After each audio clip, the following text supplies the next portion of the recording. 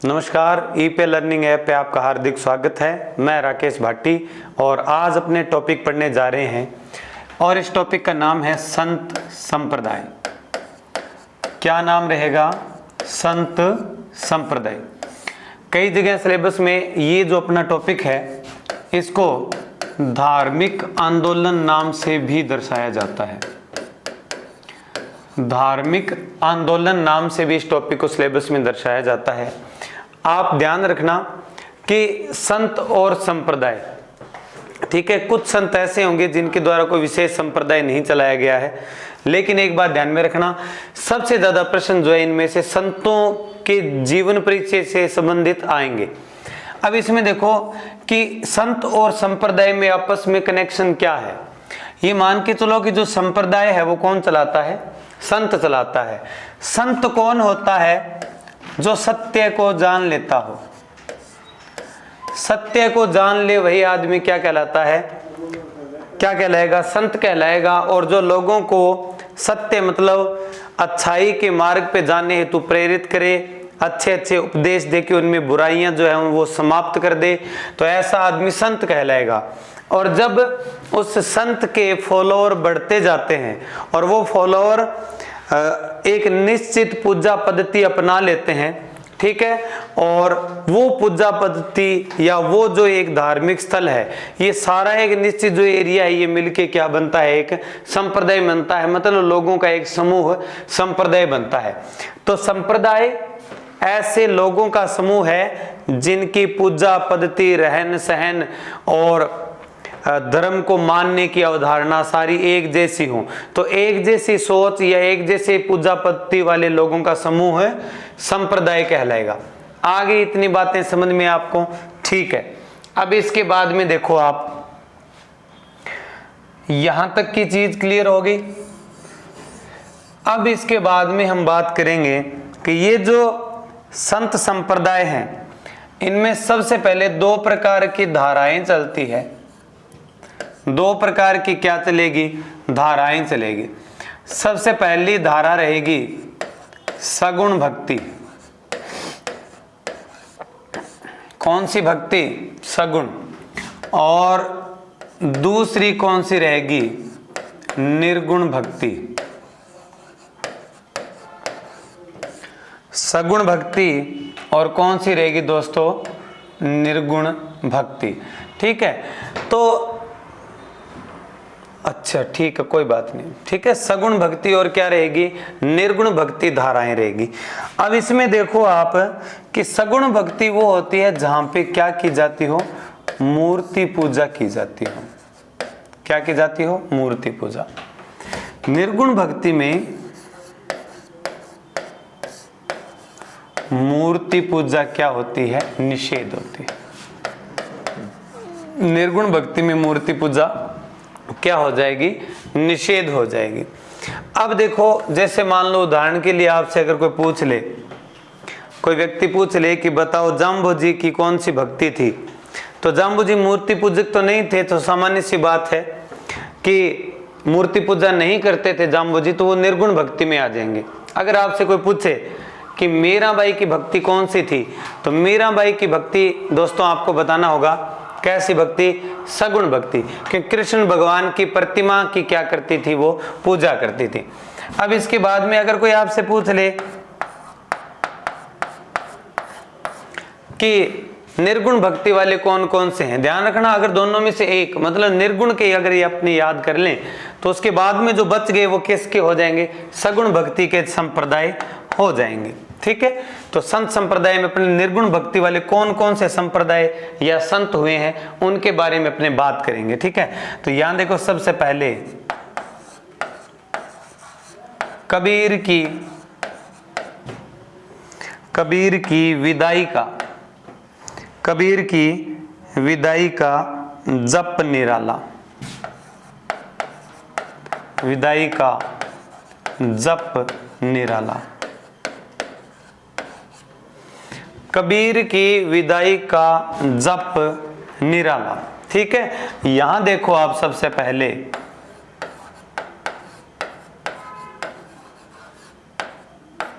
कबीरपंथी, ठीक है। इसके बाद में रहेगा विश्नोई, ठीक है। फिर रहेगा दादू संप्रदाय, इसके बाद में रहेंगे अपने जसनाथ जी या जसनाथी संप्रदाय। फिर रहेंगे अपने पास में परनामी संप्रदाय। फिर रहेंगे यहाँ पे निरंजनी संप्रदाय, ठीक है। इसके बाद में रहेंगे अपने लाल दासी संप्रदाय। कौन सा संप्रदाय हो जाएगा? लाल दासी संप्रदाय हो जाएगा, ठीक है। ये अपने हो गए निर्गुण भक्ति। इनके अलावा अगर कोई संप्रदाय आ जाए तो वो सगुण भक्ति का हो जाएगा। जैसे मान लो मीराबाई का दासी संप्रदाय है। कौन सा संप्रदाय है? दासी संप्रदाय। या कृष्ण भक्ति का वल्लभ संप्रदाय है, वल्लभ संप्रदाय। आगे समझ में आपको बातें? ठीक है। फटाफट ये जो फॉर्मेट है वो आप नोट कर लो, ठीक है। इसके बाद में अपन इस टॉपिक में आगे बढ़ेंगे।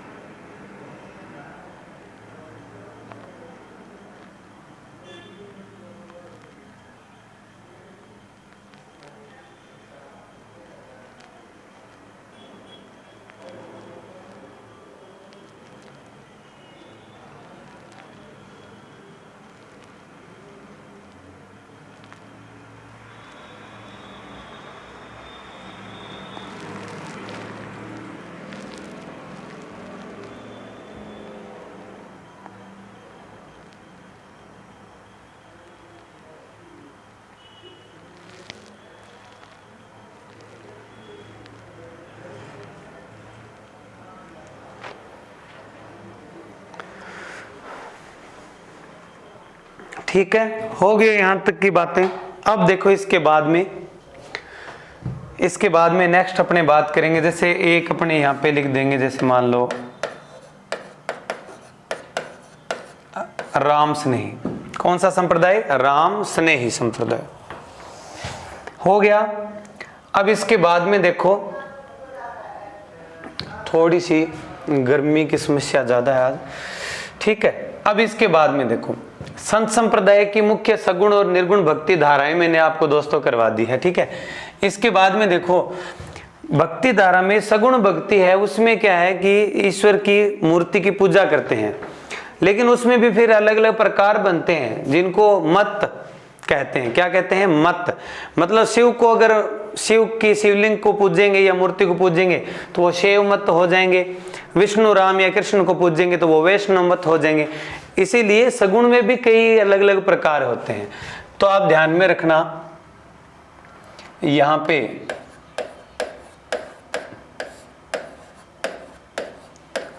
सगुण भक्ति और यहां पे जैसे निर्गुण भक्ति, ये दो चीजें मैंने आपको करवा दी, ठीक है।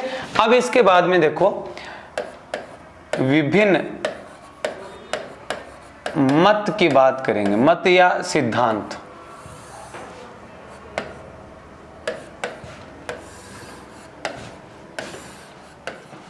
ठीक है, मुख्य 4 प्रकार के मत यहां पे रहेंगे। सबसे पहले जैसे वैष्णव मत,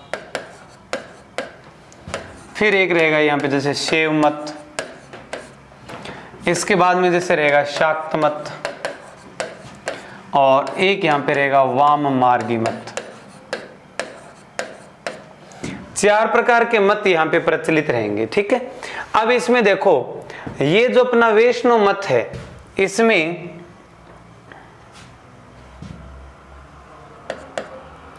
राम, विष्णु और कृष्ण की उपासना की जाती है। यहां भगवान शिव के अवतारों की उपासना की जाती है। मतलब शिव भगवान के जितने भी अलग अलग रूप हैं उन सभी को शिव मत में पूजेंगे। शाक्त मत में क्या होगा, देवी दुर्गा या शक्ति की उपासना।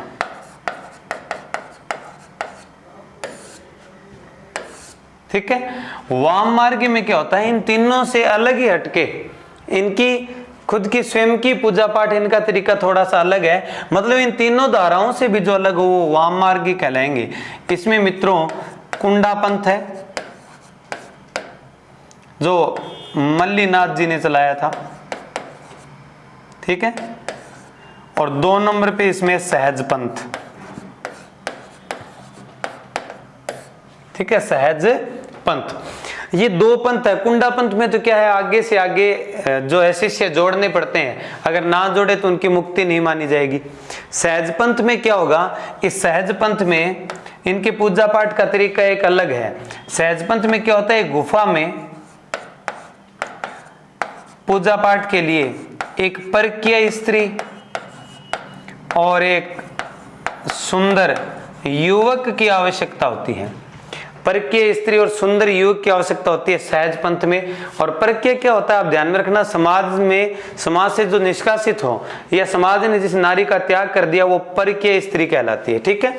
वो उनका जो है सोचने का या अवधारणा उनकी अलग ही प्रकार की है। मूल रूप से हमें इन दोनों की बात करनी। शाक्त की बात आई तो जैसे राजपूत समाज में सबसे ज्यादा जो है मान्यता या सबसे ज्यादा जो मूल्य है वो किनका होता है, शाक्त मत का प्रभाव उनमें ज्यादा रहता है। वो जैसे चामुंडा माता, नागणेची माता, जीण माता, करणी माता, इनको ही क्या मानते हैं, सबसे शिष्ट मानते हैं और सबसे ज्यादा मतलब इष्ट मानते हैं, आराध्य मानते हैं, ठीक है। अब देखो शाक्त मत में तो क्या हो जाएगी, देवियों की पूजा जो है वो राजवंशों द्वारा कुल देवियों के रूप में की गई, तो वो शाक्त मत है एक तरीके से। इन दोनों की हम बात करेंगे, ठीक है। इन दोनों की अगर अपने बात करें तो जैसे सबसे पहले इसमें आ जाएगा कलर, यहाँ पे हल्का सा आपने चेंज कर लेते हैं, ठीक है। अब देखो यहाँ पे जैसे मान लो यहाँ पे रहेगा, अच्छा एक चीज और, ये जो वैष्णव और शैव मत है इनमें जो संत हैं उनको अलग अलग नाम दिए गए हैं। आप ध्यान में रखना दोस्तों, अविनाश, ठीक है। तो विष्णु को मानने वालों को अलवार संत कहा गया और नयनार कहा गया, शिव को मानने वालों को कहा गया, ठीक है। अब इसके बाद में देखो आप कि ये संत जो है ये अलवार संत कहलाते हैं और ये संत जो है ये है नयनार संत कहलाते हैं। शिव को मानने वाले संत नयनार संत और ये क्या कहलाएंगे, अलवार संत कहलाएंगे। यहां तक की बातें समझ में आ गई, ठीक है। अब इसके बाद में देखो कौन कौन से संप्रदाय इसमें आ जाते हैं, ये आप ध्यान में रखना। जैसे मान लो निम्बारक संप्रदाय,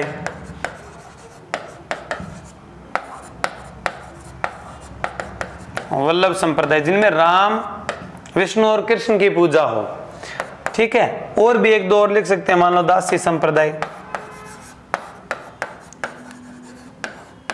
ऐसे 2-4 उदाहरण हम लिख लेते हैं। सगुण भक्ति धारा के अंदर जो शैव मत है इसमें शिव के रूपों की पूजा होती है, अवतारों की।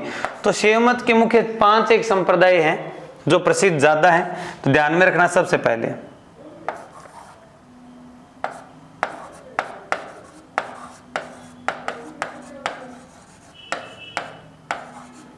कापालिक संप्रदाय, पाशुपत या लकुलिश संप्रदाय, पाशुपत या फिर कौन सा संप्रदाय, लकुलिश। ठीक है। कपालिक संप्रदाय में क्या होता है कि ये जो संत होते हैं ये कपाल की पूजा करते हैं। किसकी पूजा करते हैं, कपाल की। पाशुपत या लकुलिश जो संप्रदाय है इनका मंदिर कैलाशपुरी में है। आपने इतिहास में कहानी पढ़ी होगी कि बप्पा रावल या काल भोज नाम का एक राजा, ठीक है, गोहिल वंश का एक राजा हारित राशि के पास में जाता है। ऋषि नहीं है साथियों, ध्यान में रखना, हारित राशि है। हारित राशि के पास में जाता है और हारित राशि उसको ये वरदान देते हैं कि तुम आगे चलकर मेवाड़ के शासक बनोगे। और बाद में हारित राशि के आशीर्वाद से बप्पा रावल जो है वो शासक बना, ठीक है, मेवाड़ का। और उसके बाद में उसने कैलाशपुरी में मंदिर बनाया था एकलिंग जी का। तो कैलाशपुरी में एकलिंग जी का जो मंदिर है वो पाशुपत या लकुलिश संप्रदाय का मंदिर है। ठीक है। अब इसके बाद में देखो 3 नंबर पे रहेगा अपने पास में यहाँ पे लिंगायत संप्रदाय। कौन सा संप्रदाय, लिंगायत। ये लिंगायत संप्रदाय जो है आपका ये केवल कर्नाटक में चलता है। लिंगायत संप्रदाय कहाँ चलता है साथियों, कर्नाटक में। ठीक है। तो ये लिंगायत संप्रदाय आपका चलता है कर्नाटक में। ठीक है। आगे कुछ चीजें अपने और इसमें नोट कर देते हैं, थोड़ी सी जगह ले लेंगे यहां से अपने। ठीक है।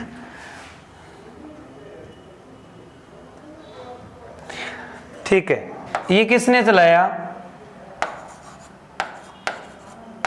अल्ल प्रभु और ऋषि वत्सव, इन्होंने ये संप्रदाय चलाया था। कर्नाटक तक की सीमित है, इसके बाद में ये ज्यादा नहीं चला है। ठीक है। अब इसके बाद में देखो यहां तक की चीजें आप नोट करो और उसके बाद में मैं थोड़ा सा 1-2 संप्रदाय और आपको यहां पे बताऊंगा। ठीक है।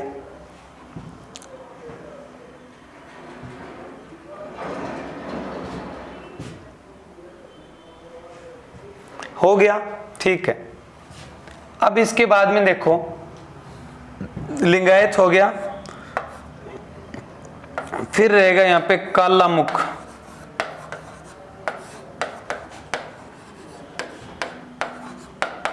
ये सबसे ज्यादा अतिमार्गी होते हैं।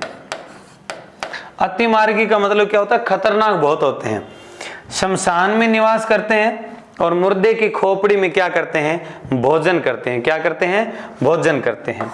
आगे समझ में आपको बात। और अगर पूछ ले शैव मत का सबसे प्राचीन संप्रदाय कौन सा है तो कपालिक, और अगर पूछ ले कि शैव मत का सबसे नवीन संप्रदाय कौन सा है तो नाथ संप्रदाय। शैव मत का नवीन संप्रदाय, शैव मत का नवीन संप्रदाय रहेगा। ठीक है। आ गया समझ में। ठीक है।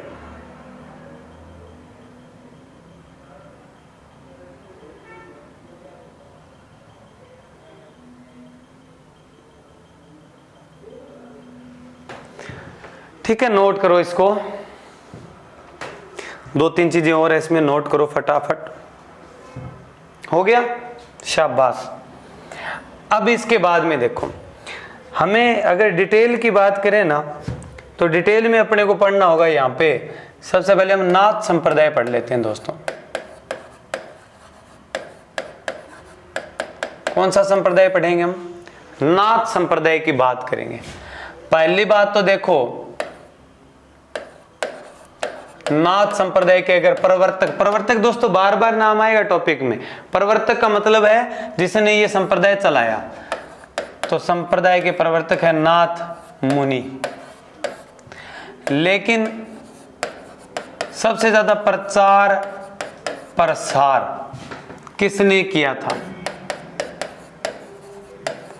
गोरखनाथ ने किया था। किसने किया था, सबसे ज्यादा प्रचार इसका गोरखनाथ जी ने किया था। ठीक है। अब इसके बाद में देखो आप यहां तक की चीजें होगी। ठीक है। अब भारत में अगर प्रधान पीठ मेन डेरे की बात करें, मुख्य डेरा इनका गोरखपुर में है, गोरखपुर यूपी में। और गोरखपुर में इनका जो मुखिया होगा वो कहलाएगा गोरखनाथ। क्या कहलाएगा? गोरखनाथ। मुख्य संत कौन कौन से हुए हैं अपने नाथ संप्रदाय के? देखो मुख्य संत इनके हुए हैं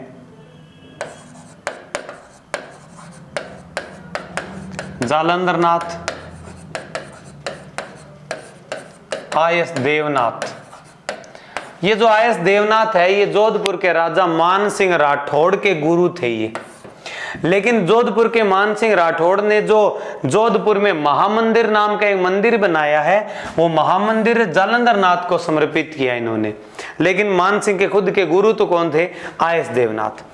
इसके बाद में देखो मत्स्येंद्रनाथ, इनको मच्छंद्रनाथ भी कहते हैं। मच्छंद्रनाथ मंदिर उदयपुर में है जो सांझिया मंदिर कहलाता है। कौन सा मंदिर कहलाएगा? सांझिया मंदिर। आगे समझ में बात आपको? ठीक है। अब इसके बाद में देखो आप मच्छेंद्रनाथ तक की बात होगी। गोपीचंद और भृतहरि ये मुख्य क्या हो गए? इनके संत हो गए। राजस्थान में नाथ संप्रदाय की दो शाखाएं हैं। एक तो है माननाथी, ठीक है, ये तो है महामंदिर में।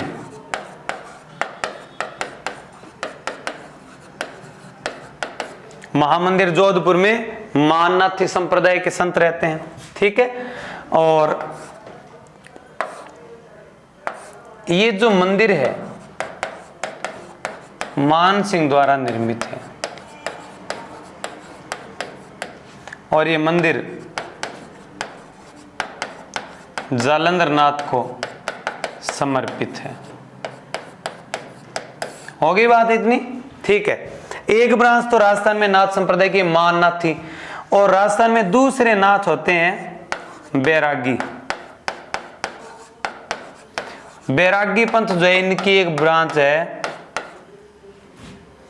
इनकी जो ब्रांच है वो साथियों रहेगी राताडूंगा में। कहाँ रहेगी? राताडूंगा। राताडूंगा नाम की जगह है पुष्कर में। कहाँ रहेगी? पुष्कर में, ठीक है। बैरागी नाथों में गोपीचंद भर्तरी का नाम मुख्य रूप से लिया जाता है। तो ये साथियों अपना कौन सा संप्रदाय हुआ है? नाथ संप्रदाय। इसमें मैं छोटी सी बात आपको यहाँ पे बता देना चाहता हूँ, ठीक है। क्लियर कर दूं मैं इसको? ठीक है। अब इसमें देखो आप, सबसे पहले एक बात आप ध्यान में रखना, संत जो होते हैं ना वो बड़ी पहुंची हुई चीज होती है। सबसे पहले अगर हम बात करें यहाँ पे भर्तहरि की, किसकी बात करें तो दोस्तों भर्तहरि उज्जैन के राजा थे और उज्जैन आपका एमपी में पड़ता है। उज्जैन मध्य प्रदेश में पड़ता है। बड़ा शक्तिशाली इनका राजवंश था और तब वहां पे एक गुरु गए, गुरु का नाम था गोरखनाथ। गोरखनाथ जी ने बहुत समझाया था इनको। गोरखनाथ जी ने भर्तहरि से कहा कि महाराज महलों के, रानियों के और ये जो मोह माया है इनको त्याग दो आप, वरना आपकी मुक्ति नहीं होगी। लेकिन भर्तहरि के ऊपर जूं तक नहीं रहेंगी और कोई असर इन पे नहीं हुआ। उन्होंने कहा महाराज आप जाओ, दान दक्षिणा लेनी है वो ले लो और जाओ, ठीक है, मेरे पास जितनी भी चीजें हैं उससे मैं बड़ा संतुष्ट हूं। तो गोरखनाथ ने कहा कि ये जो प्रेम प्यार ये चीजें हैं ये सारी की सारी क्या है? काल्पनिक चीजें हैं, लंबे समय तक साथ नहीं जाएगी बच्चा। लेकिन भर्तहरि जब नहीं माने तो गोरखनाथ जी पहुंचे हुए गुरु थे। गुरु तो गुरु होते हैं, इनको सब ज्ञान होता है, तब जाके ये संत बनते हैं पहुंचे हुए। अब इसके बाद में इन्होंने, गोरखनाथ ने भर्तहरि को नारियल दिया कि जा बच्चा वैसे तो तू नहीं मानेगा लेकिन नारियल ले ले तू। और नारियल दे के कहा कि ये उसी को देना जिससे तू सबसे ज्यादा प्रेम करता है। तो देखो भर्तहरि को गोरखनाथ जी ने नारियल दिया और कहा कि उसको दे दे जिससे तू सबसे ज्यादा प्रेम करता है। तो भर्तहरि ने दोस्तों ये नारियल दिया अपनी प्रिय रानी पिंगला को और पिंगला को देख के कहा, सोचा पिंगला भी रिटर्न में मेरे को देगी, तो इन्होंने कहा कि पिंगला तू भी ये नारियल उसको दे दे जिससे तू सबसे ज्यादा प्रेम करती है। तो दोस्तों देखो आगे कहानी किस प्रकार से उलझेगी।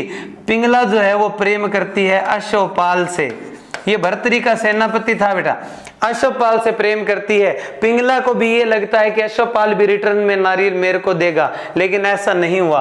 अश्वपाल प्रेम करता है गांव की एक और महिला को, और उसने नारियल दे दिया किसको, उस महिला को। अब अश्वपाल भी ये सोचता है कि नारियल मेरे को मिलेगा क्योंकि ये मेरे से प्यार करते, लेकिन ऐसा नहीं था, ये इसका भ्रम था। ये महिला प्रेम करती है भर्तरी से। किससे प्रेम करती है, भर्तरी से प्रेम करती है, और नारियल दे दिया भर्तरी को। भर्तरी ने देखा कि यार नारियल तो वही है जो मैंने पिंगला को दिया था, और जब इसने पूरा पता लगाया तब इसको पता चला भी ये तो नारियल तो पूरे गांव में घूम लिया। तब इसको समझ में आ गई गुरु की कही हुई वो बात कि ये प्रेम प्यार ये सब मोह माया है, घूमता फिरता नारियल है, आज मेरा है कल अश्वपाल का होगा। तो ये उस जमाने में भर्तरी को शिक्षा मिल गई थी, तब उन्होंने मोह माया का चक्कर छोड़ दिया और यहाँ पे पुष्कर झील पे आके तपस्या करने लगे थे और प्रसिद्ध संत और योगी कहलाए थे। बेटा आज के जमाने में अगर नारियल दे के देख लो, यूपी बिहार होता हुआ श्रीलंका जाके हो सकता है हिंद महासागर में मिले तो मिले, ना मिले तो ना मिले। ठीक है, तो ये चीजें हैं। सबसे महत्वपूर्ण बात मैंने आपको बताई है, आपके जीवन में भी ये स्टोरीज मोटिवेशन के रूप में काम आ सकती है। ठीक है, तो नारियल के चक्करों में मत पड़ो बेटा, नारियल तो क्या है आगे से आगे स्थानांतरित होता रहेगा। ठीक है ना, ऐसा कुछ नहीं है, केवल अपने पास में जो सच्ची अपनी कमाई है वो है अपने पास में अपना ज्ञान। ठीक है, आगे समझ में, शाबाश, बहुत अच्छे।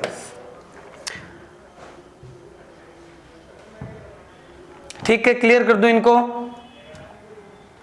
हाँ, अब देखो इसके बाद में हम एक संप्रदाय स्टार्ट करेंगे।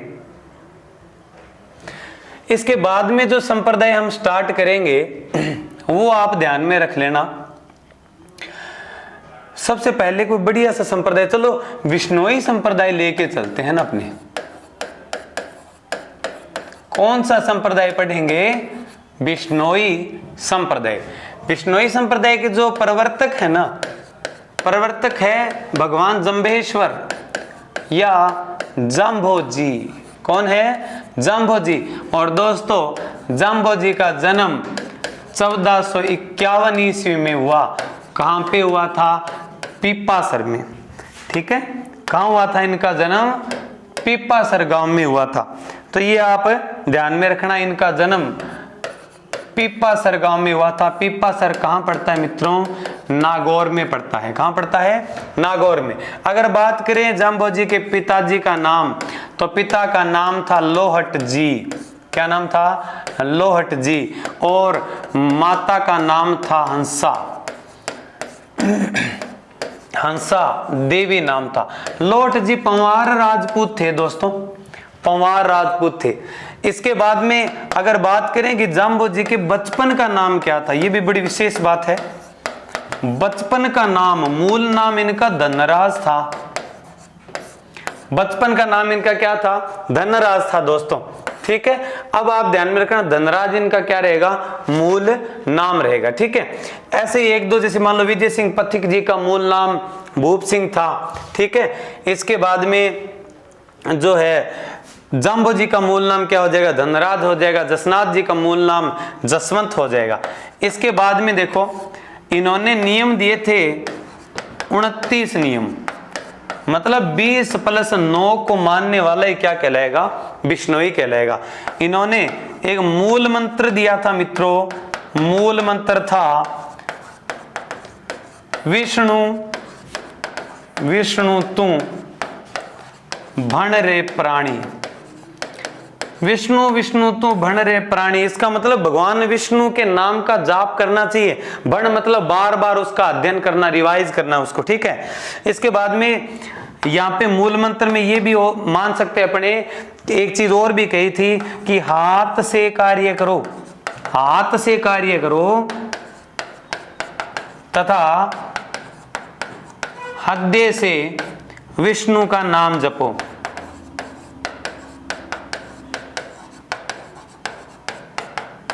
ठीक है, यहां तक की बातें इन्होंने कही थी। कहने का मतलब हाथ से कार्य करो का मतलब है मशीनीकरण बिल्कुल नहीं होना चाहिए।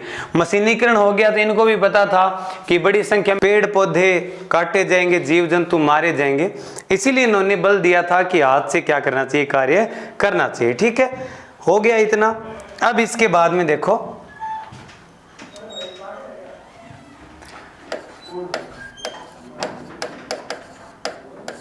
बिश्नोई संप्रदाय में आगे की हम बात करने वाले हैं। ठीक है, अब देखो यहाँ पे नियम दे दिए उन्होंने, मुख्य मुख्य बातें, इन्होंने बहुत सारी अच्छी बातें बताई थी। 29 बातें जो है वो प्रत्येक बातें हमें पर्यावरण से जुड़ने का संदेश देती है।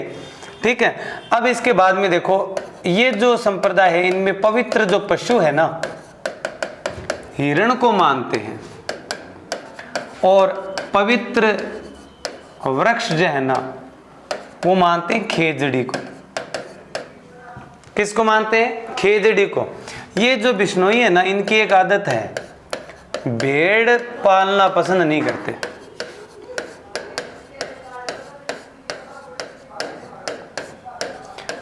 क्योंकि भेड़ जो है ना वो नए छोटे छोटे अंकुरित पौधों को भी खा जाती है, तो भेड़ पालना ये लोग पसंद नहीं करते हैं। ठीक है, अब इसके बाद में देखो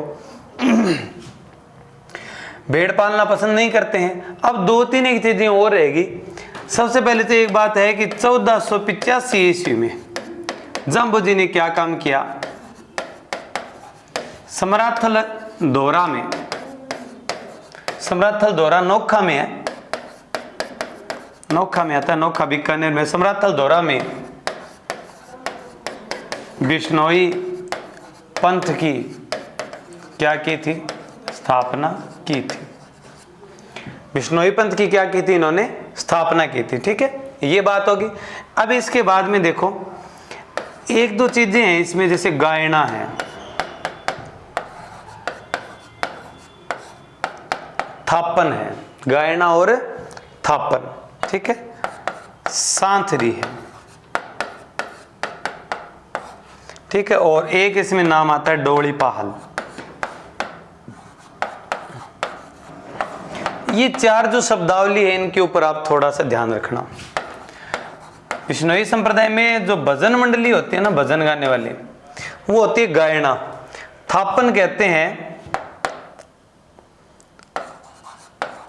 जीवन के कुछ महत्वपूर्ण संस्कार पूरा करवाने वाले संत क्या कहलाएंगे, थापन। सांथरी कहते हैं उपदेश स्थल को, जहां जम्बूजी ने उपदेश दिए वो प्रत्येक जगह क्या कहलाएगी मित्रों, सांथरी। और डोली पहल क्या होता है, मंत्रोच्चारित जल, जिसे पीने के बाद व्यक्ति बिश्नोई कहलाता है। क्या कहलाता है? इसके बाद में व्यक्ति बिश्नोई कहलाता है। आगे समझ में बातें? ठीक है, कर लो नोट फटाफट इनको।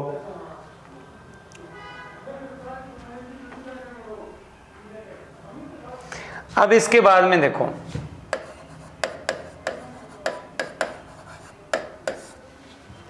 ये कुछ विशेषताएं थी। अब इसके बाद में देखो कि एक कथा लिखी गई है,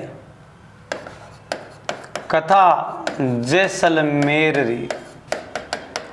लेखक है इसके विल्लो जी, और विल्लो जी के अनुसार कथा जैसलमेरी जो है उसमें विल्लो जी के अनुसार ये 2-3 बातें आप इसमें ध्यान में रखना। विल्लो जी के अनुसार कुछ जो लोग हैं वो इनकी शरण में आए थे। ठीक है, ध्यान में रखना आप। तो कथा जैसलमेरी किसने लिखी है? विल्लो जी ने लिखी है। के अनुसार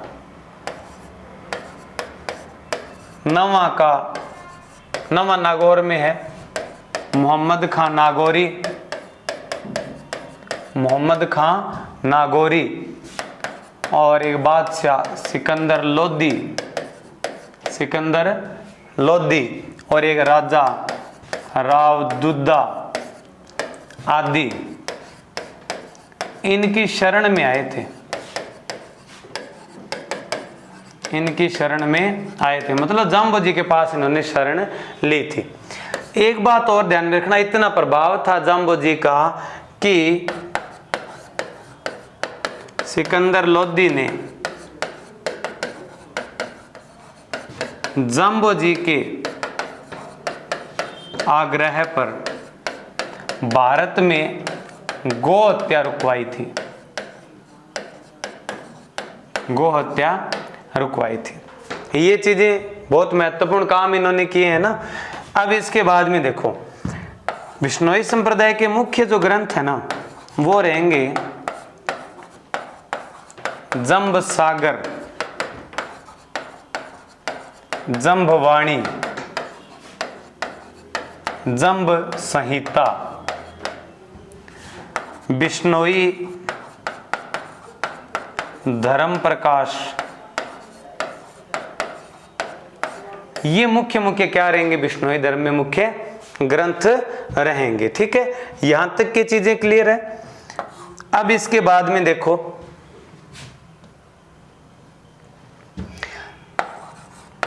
मुख्य अगर मंदिर की बात करें, ठीक है, मुख्य मंदिरों की बात करेंगे हम, तो सबसे पहले तो है मुकाम,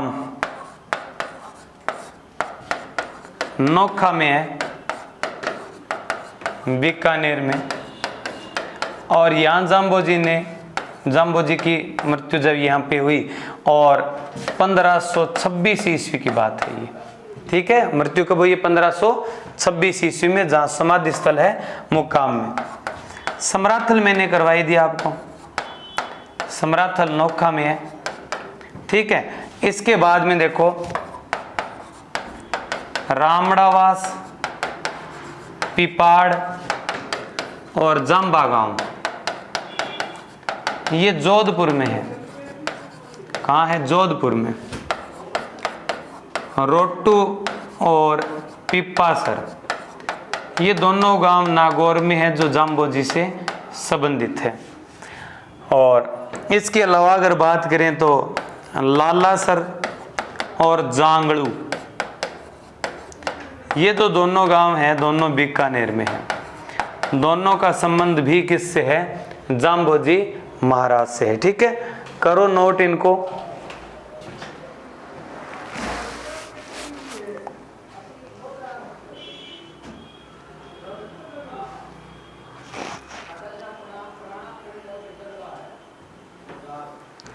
ठीक है, हो गया। अब इसके बाद में देखो, अगर मेले की बात करें, मेला कब भरता है, और एक चीज और उपनाम की भी बात कर लेंगे हम। तो मेले में अगर बात करें तो फाल्गुन व आश्विन अमावस्या को इनका क्या भरता है? मेला भरता है। उपनाम कौन से थे? बचपन में कम बोलते थे, इसलिए गूंगा गेल्ला भी कहा जाता है। क्या कहा जाता है इनको? गूंगा गेल्ला भी कहा जाता है। और इसके बाद में जन्माष्टमी को जन्म है तो कृष्ण के अवतार भी हैं। विष्णोई संप्रदाय में जो लोग हैं इनको विष्णु का अवतार मानते हैं। विष्णु का क्या मानते हैं? अवतार मानते हैं। ठीक है, और कृष्ण के अवतार है। और पर्यावरण वैज्ञानिक भी कहेंगे इनको। क्या बोल देंगे? पर्यावरण वैज्ञानिक भी इनको कह देंगे। ठीक है, आगे समझ में इतनी सारी बातें। तो जन्म हो गया, ठीक है, विष्णोई धर्म की स्थापना होगी, ठीक है, मृत्यु, सारी चीजें उपनाम वगैरह हो गए हैं। किस प्रकार का रहन सहन है वो सारी कंप्लीट बातें हमने यहाँ पे कर ली है। तो ये अपना जो है बिश्नोई संप्रदाय या जाम्बोजी क्या हुए? कंप्लीट हुए। और उपनाम जरूर ध्यान में रखना, जैसे गूंगा गेल्ला है, ठीक है, तो जाम्बोजी को क्या कहते हैं? गूंगा गेल्ला भी कहते हैं। कृष्ण के अवतार भी कहेंगे, विष्णु के अवतार भी कहेंगे, और पर्यावरण वैज्ञानिक भी इनको कहा जाता है। ठीक है, अब इसके बाद में हम बात करने वाले हैं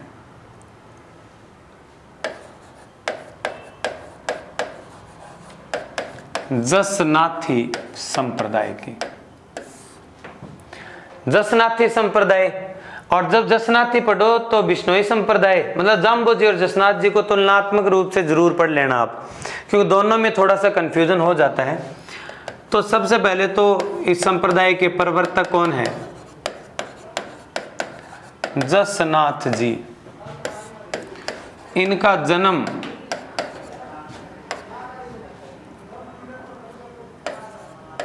1482 में कत्रियासर में हुआ, और कत्रियासर पड़ता है बीकानेर में। कहां पड़ता है? बीकानेर में पड़ता है। बचपन का नाम है इनका, बचपन का नाम है जसवंत। क्या नाम है? जसवंत इनके बचपन का नाम रहेगा। इसके बाद में देखो इनके पिता का नाम हमीरजी जाट है, और इनकी माता जी का नाम है रूपादे। माता का क्या नाम है? रूपादे नाम है इनका। इनके गुरु जो है वो पहुंचे संत थे जिनका नाम था गोरखनाथ। क्या नाम है? गोरखनाथ। जनश्रुति तो ये भी है कि इनका जन्म नहीं हुआ था, ये जो भगवान की कृपा से, जैसे हमीर जी को कोई बालक नहीं था, संतान नहीं हुई थी, तो इन्होंने भगवान से ये इच्छा व्यक्त की कि एक पुत्र रत्न की प्राप्ति मुझे हो जाए तो बढ़िया रहेगा। तो उसके बाद में कहते हैं कि इनको हमीरजी जाट को स्वप्न आया, उन्होंने देखा कि गांव में तालाब के किनारे एक बालक जो है वो रो रहा है। तो इसके बाद में अगली सुबह जैसे वो तालाब के किनारे पहुंचे तो वास्तव में उनको वहां पे एक बालक दिखाई दिया, और जिसका नाम उन्होंने रखा जसवंत। और जसवंत जो है वो आगे चलकर क्या कहलाए? जसनाथ जी। क्या कहलाए? जसनाथ जी। सबसे महत्वपूर्ण चमत्कार इनका ये है कि जब रूपादे और हमीर जी को किसी काम के कारण बाहर जाना था तो इन्होंने क्या काम किया? जो जसवंत है, ये छोटा बच्चा था, इसको घर में एक जगह बांध के, पैर से रस्सी बांध के, और फिर वहां से चले गए। और वहां पे क्या है? एक अंगीठी थी, आग वगैरह जलाने वाली अंगीठी होती है जैसे इस प्रकार से, जिसमें पानी वगैरह गर्म करते हैं कोई बर्तन रख के। तो जैसे ही रूपादी वापस आई, उन्होंने देखा कि जो ये जसवंत है ये इस अंगीठी के अंदर बैठा है, और जो आग है, ठीक है, वो थोड़ी थोड़ी अपने सिर के ऊपर गर्म राख वगैरह अपने सिर के ऊपर डाल रहा है। तो रूपादे घबरा गए, उन्होंने सोचा कि ये तो बच्चा तो है, ये तो आज तो मरेगा। लेकिन जैसे उन्होंने आके देखा कि जसवंत जो है उसको कुछ भी नहीं हो रहा था आग से, ना ही वो कहीं से जला हुआ था। ये पहला इनका चमत्कार था, और उसके बाद में सभी को पता चल गया कि इनमें कोई न कोई दिव्य शक्ति है। और इसीलिए इनको जो मानने वाले लोग कत्रियासर में अग्नि नृत्य करते हैं, आग में नाचते हैं, और उनका कुछ नहीं बिगड़ता। ठीक है, ध्यान में रखना। बिश्नोई संप्रदाय में नियम आपको पता है 29 है, इस संप्रदाय में नियम है 36। कितने नियम रहेंगे? 36 नियम रहेंगे। इसके बाद में मुख्य अगर ग्रंथ की बात करें तो 2 ग्रंथ रहेंगे, सिंबुदड़ा और कोड़ा। ये 2 ग्रंथ मुख्य रहेंगे जसनाथी संप्रदाय में। हो गया। पवित्र वृक्ष ये लोग मानते हैं जाड़ के पेड़ को। किसको मानते हैं? जाड़ के पेड़ को मानते हैं। और पवित्र पशु मानते हैं जैसे मोर को, और वैसे ही मोर के पंख रखते हैं, मोर या मोर पंख यहाँ पे हो जाएगा। ठीक है, अब यहां तक की बातें होगी कंप्लीट। इसके बाद में देखो जन्म 1482 में हुआ इनका। याद रखना दोस्तों, इनके 1 साल बाद में 1483 में बाबर का जन्म होगा। बाबर का जन्म 1483 में, इनका जन्म 1482 में रहेगा। ठीक है, हो गई यहां तक की बातें। अब इसके बाद में देखो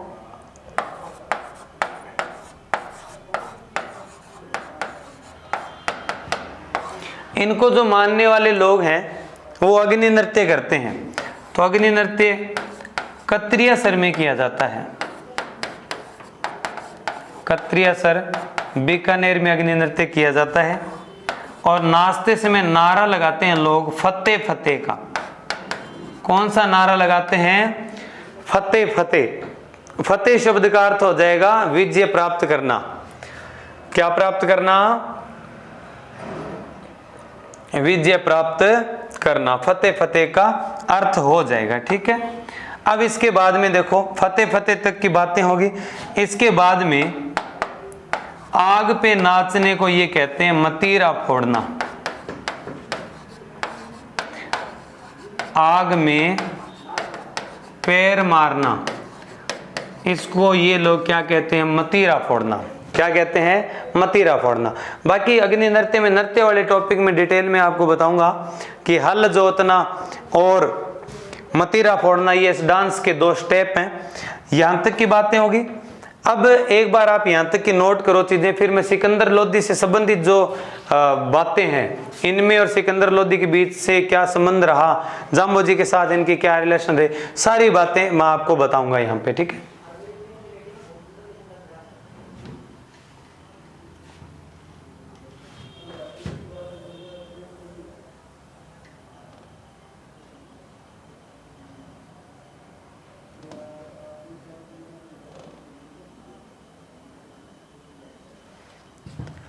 अब इसके बाद में देखो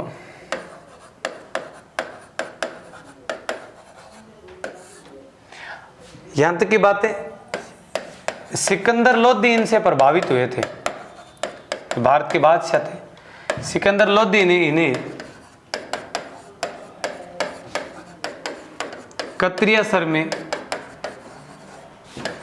500 बीघा भूमि दी थी। सिकंदर लोदी ने इनको 500 बीघा जमीन दान में दी थी और सिकंदर लोदी ने जाम्बोजी से प्रभावित होकर भारत में गौ हत्या रुकवाई थी। ठीक है, अब इसके बाद में देखो आप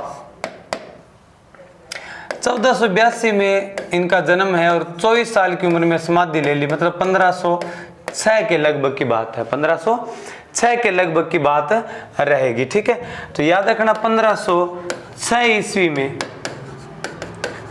24 वर्ष की आयु में इन्होंने समाधि ली थी। ठीक है, समाधि ले ली। मुख्य अगर मंदिरों की बात करें तो इनके जो मुख्य मंदिर है वो कौन कौन से मंदिर मुख्य मंदिर इनके रहेंगे?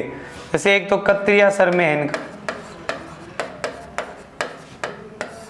ठीक है, कहां पे है? बीकानेर में। एक जगह और है पांचला नागौर। ठीक है, पांचला नागौर, ये इनके मुख्य मुख्य क्या रहेंगे? मंदिर रहेंगे। तो मोटी मोटी बात आपको समझ में आ गई जसनाथ जी महाराज से संबंधित। ठीक है, अग्नि नृत्य वाला जो प्रश्न है वो बड़ा प्रसिद्ध है। इसके बाद में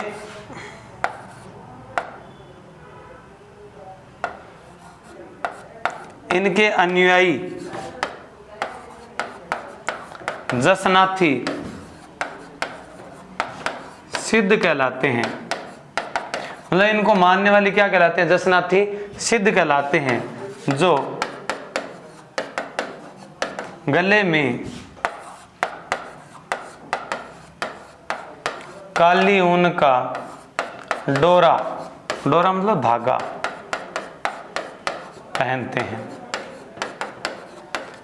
गले में काली ऊन का क्या पहनते हैं? धागा या डोरा पहनते ही जसनाती संतों की या सिद्धों की क्या होती है? विशेषता होती है। ठीक है, आगे समझ में बात आपको, नोट करो इसको।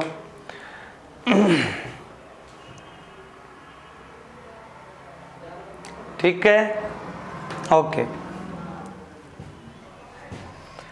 इसके बाद में साथियों हम लोग पढ़ लेंगे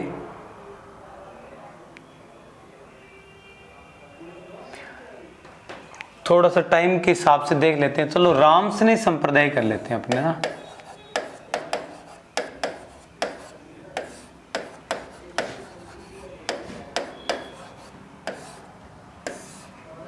संप्रदाय का नाम है राम स्नेह संप्रदाय। दोस्तों राम स्नेह संप्रदाय चलाया किसने था? रामचरण जी ने, जिनका मूल नाम था राम किशन जी। ये सोडा गांव के थे। सोडा गांव टोंक में है। इनके गुरु बने थे बाद में कृपाराम जी महाराज। कृपाराम जी महाराज इनके क्या बने थे? गुरु बने थे। ठीक है, इसके बाद में देखो यहां तक की बातें होगी। फिर प्रधान पीठ की अगर बात करें, शाहपुरा भीलवाड़ा में इनका मेन डेरा।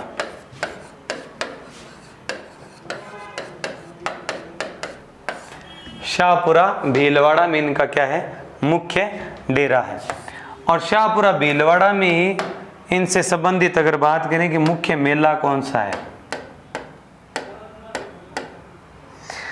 तो मुख्य मेला भरता है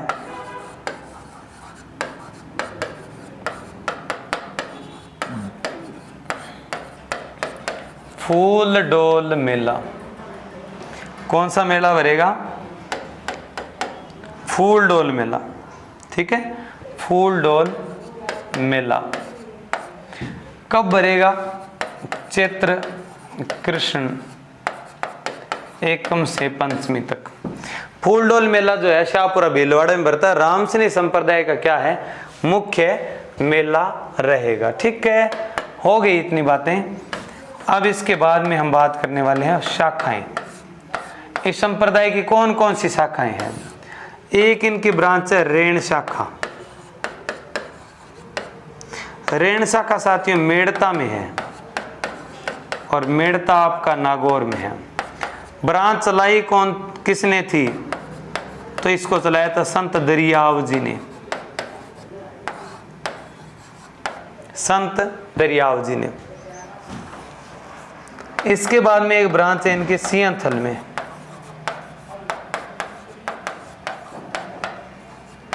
बीकानेर में। ये चलाई थी संत हरिदास जी ने। ठीक है, हरिदास जी ने एक रचना लिखी थी, ये नाम था निशानी। इस रचना का नाम क्या था? निशानी नाम की किताब इन्होंने लिखी। हरिदास जी का एक शिष्य है जिसने ब्रांच चलाई है खेड़ापा में।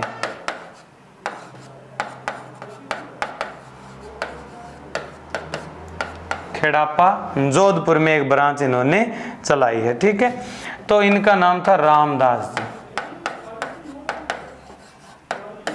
क्या नाम है दोस्तों? रामदास जी इनका नाम है। आगे समझ में मोटी मोटी बातें? ठीक है, करो नोट फटाफट।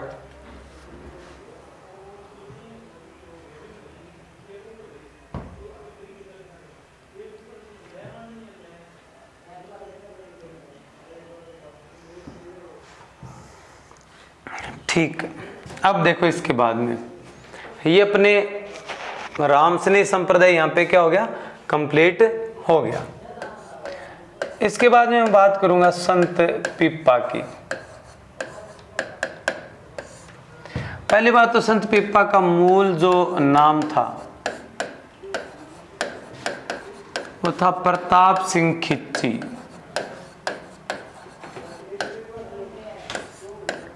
गागरोन के राजा थे।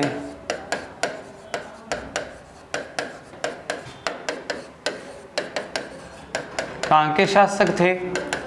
गागरोन के शासक थे। ठीक है, उपनाम है इनके राजस्थान में भक्ति आंदोलन के प्रथम संत भी कहते हैं इनको,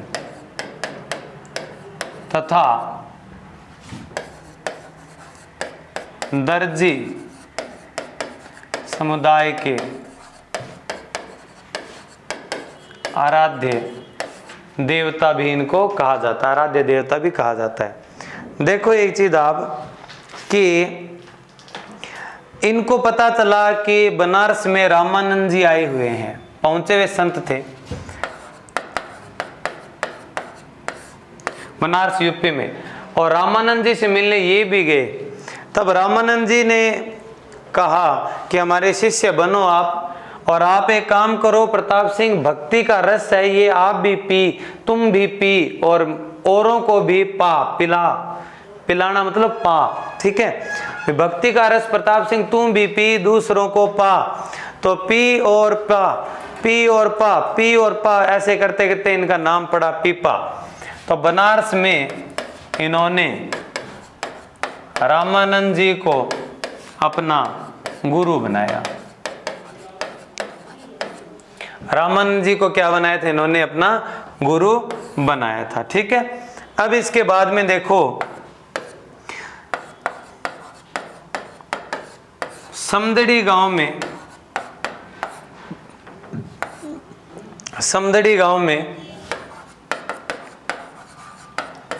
दर्जी के रूप में इन्होंने कार्य किया, ठीक है, अपनी आजीविका चलाने के लिए। इनकी 20 रानियां थी, 19 छोड़ दी इन्होंने। बहुत बढ़िया बात। सबसे छोटे वाली को साथ में रखा। सबसे छोटी रानी सीता को लेकर क्या बने? सन्यासी बने।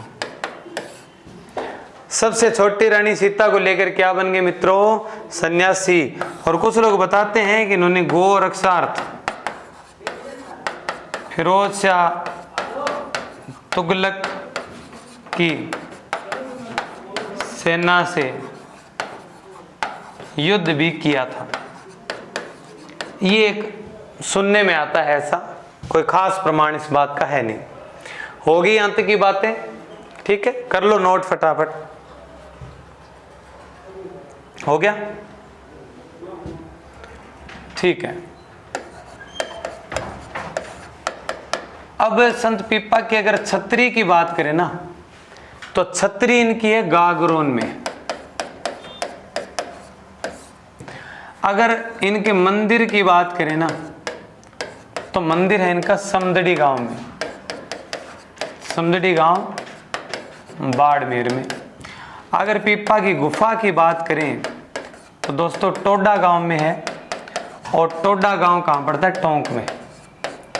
टोडा गांव कहाँ पड़ता है? टोंक में पड़ता है। तो ज्यादातर प्रश्न यहाँ से आता है, संत पीपा की छतरी कहाँ पे है, मंदिर कहाँ पे है। और मेला पूछ रहे तो भी मेला तो कहाँ लगेगा? छतरी पे तो मेला नहीं लगेगा। मेला कहाँ पे लगेगा? मंदिर में लगेगा। तो चैत्र महीने की शुक्ल पक्ष की चतुर्दशी को पीपा जयंती मनाते हैं और उनका क्या भरता है? समदड़ी गांव में मेला भरता है। तो छतरी होगी, मंदिर होगी, इनकी गुफा के बारे में बात हमने कंप्लीट कर ली है, ठीक है। होगी इतनी सारी बातें, ठीक है। तो आज के लिए इतना काफी है। नेक्स्ट वीडियो में एक नए संत के साथ अपने फिर मिलते हैं। तब तक के लिए बने रहिए, पढ़ते रहिए, अच्छे से नोट्स बनाते रहिए। Thank you, have a nice day.